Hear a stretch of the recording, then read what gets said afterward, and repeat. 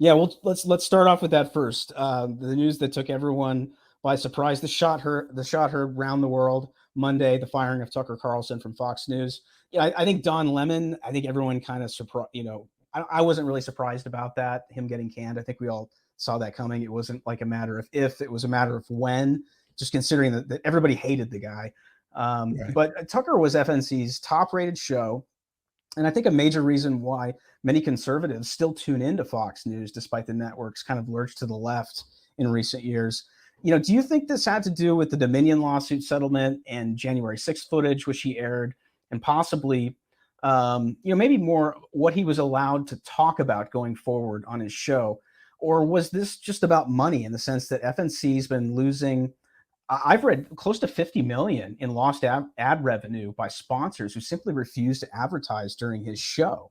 So, and then there's also this talk about the Murdochs planning to sell FNC soon. So I was thinking, maybe getting rid of Tucker, getting rid of Dan Bongino and Laura Trump, and placing more sort of mainstream conservatives into those slots, allow more ad revenue to come flowing back in.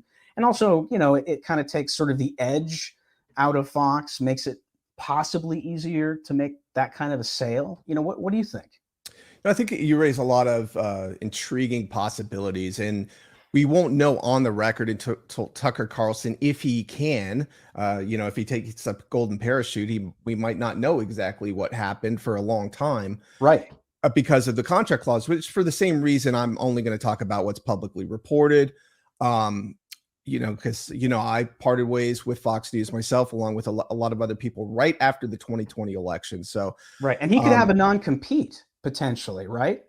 Not non-compete, depends on how high, like the talent might have a non-compete, Okay. but others, have different clauses in their contracts, which, kind of limit what they can say about the inner machinations of Fox News. Sure. So, but according to the reports, I can tell you that the New York Times leaked the lawsuit filing from the Dominion case.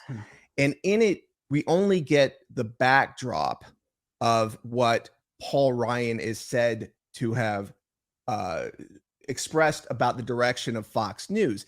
And from what the document says, it's a pivot away from Trump.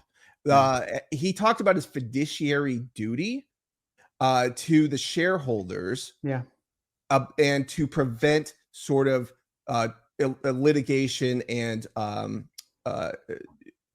risk based on sort of the 2020 election allegations and things that they aired, sure. which, obviously we know what Rupert Murdoch testified about that, how that went down. And he was very critical, like very surprisingly critical about that coverage.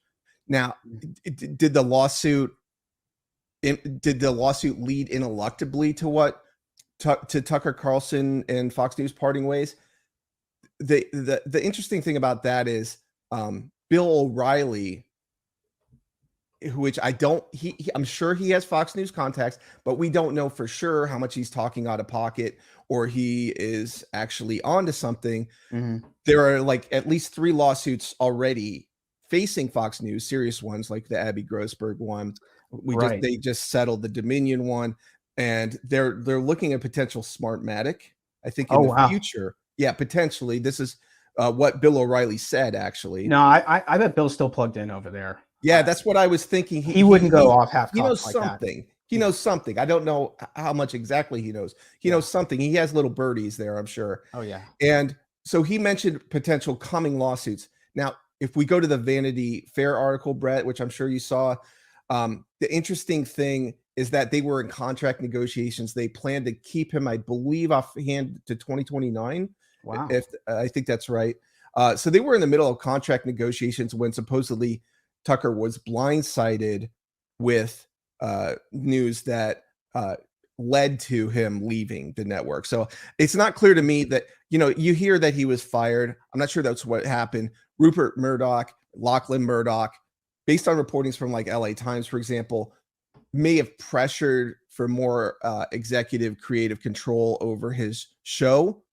And one of the backdrops, objectively, if you look at the shows he did on the January 6th tapes, I believe that really it started off very confrontational with a lot of explosive footage that really directly challenged the Democratic Party's narrative and this and seemingly the state narrative about how that actually played out, and raised a lot of very difficult to answer questions for anyone. This footage really speaks more than anything Tucker Carlson could say in a monologue, in my opinion. And that's really what made him a hot, sort of, a hot potato potentially. So, you saw AOC on Sunday before Tucker was announced to have left Fox News that she wanted him out. She said he was dangerous, accused him of, leading his rhetoric leading to violence. Yeah. And then afterwards, she gloated on one of her, I believe it was TikTok, if I'm not mistaken. She was gloating about it. Deplatforming works, right, Brett? I mean, and when I was watching that, just so smug, like, and also just there was some dishonesty, I believe, in what she was saying, but she's so clever and so coy, and I think Tucker will come back more powerful, almost like, Obi-Wan Kenobi and Star Wars, he's going to come down and he becomes more powerful. But Tucker will land on his feet. He'll do something great with less editorial control. But, Fox, I think Roger Ailes, said basically Fox News is a machine. I think he said, if I'm mistaken, you put up a dead raccoon or something and still get ratings. That's not exactly true. Now, if you dig down into the ratings, Brett, and you talked about losing advertising, that may be true that advertisers were reluctant to advertise with Tucker Carlson. But Tucker, he took over for Bill and had like 3 years of like not very good ratings, like soft ratings is what Bill O'Reilly called it. That's true. And he was able to turn it around with more hard right, but not really orthodox right, more of like contrarian right, just like anti-establishment, right? Exactly. Kind of an anti-establishment voice. And he was much stronger in the demo, the key advertising demo of 25 to 54 than his competitors. So, the translation is not one-to-one about, being like 20% higher than Jesse and Sean on average in the demo. But he was attracting so many younger people and Democrats and independents much more. And this was leading to both positive and negative buzz around his show that I think was like, it's hard to put a price on that because Fox News was relevant because of Tucker Carlson. That's right. Yeah, the others can pull ratings, but it's a much older set in their ways. They don't use TikTok or Twitter. They don't use these things. So they just put it on because it makes them feel comfortable. Right. And they want their conservative values to be in their household, to reflect their views. And it makes them feel like their voices are heard, to hear Sean or Laura or whoever say similar things, in a familiar way. Sure. Tucker there's nothing familiar about his monologues, right? It was taking the hottest topics, the most sensitive topics from January 6th to the Russia-Ukraine war to the 2020 election and looking for counter narratives. Tucker, I'm sure, and his staff were very aware of the overall media environment, right? And the preferred narratives. His lightning rod approach was to prime counter narratives and push back against them.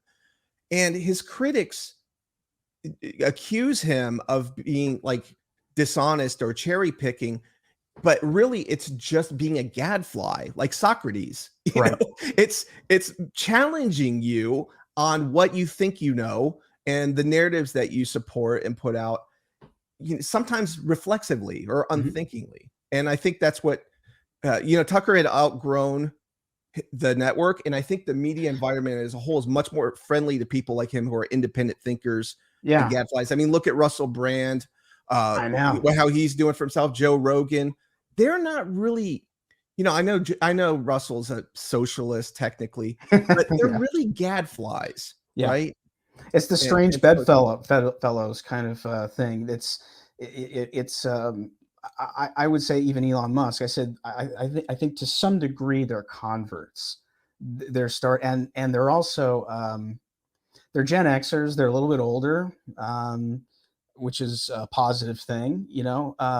There's not that many of us. There's only about 68 million, but I think that we come from a different time in America, which, we were talking about off air, which is definitely very politically incorrect and very unwoke.